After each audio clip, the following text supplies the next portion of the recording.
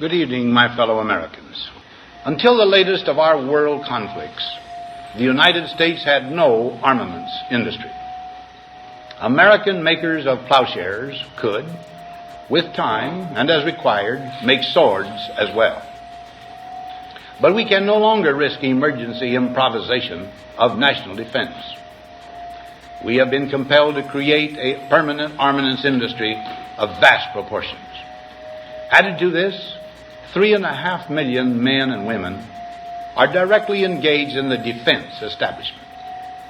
We annually spend on military security alone more than the net income of all United States corporations. Now, this conjunction of an immense military establishment and a large arms industry is new in the American experience. We recognize the imperative need for this development, yet we must not fail to comprehend its grave implications. Our toil, resources, and livelihood are all involved. So is the very structure of our society.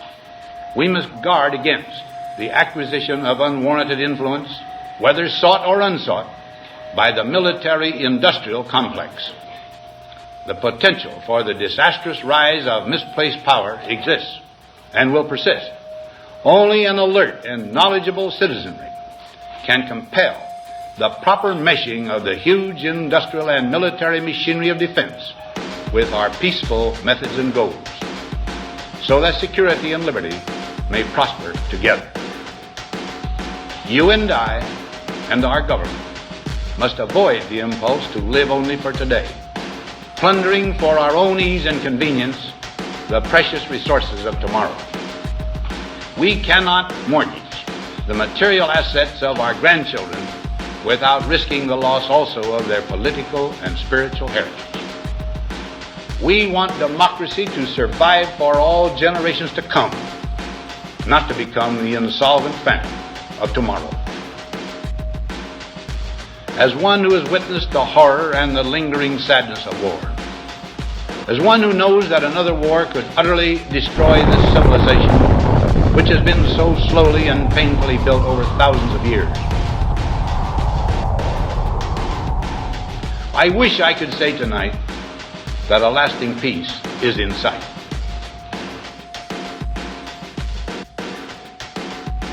Any failure traceable to arrogance or our lack of comprehension or readiness to sacrifice would inflict upon us grievous hurt, both at home and abroad.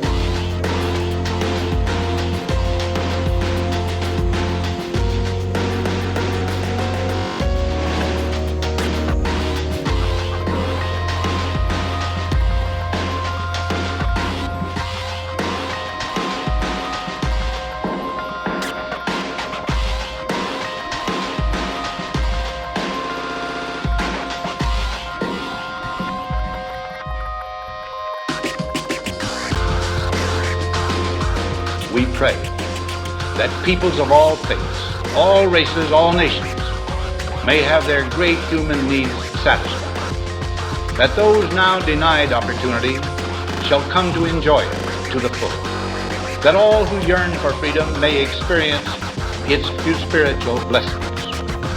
Those who have freedom will understand also its heavy responsibility, that all who are insensitive to the needs of others will learn charity, and that the sources, scourges of poverty, disease, and ignorance will be made disappear from the earth.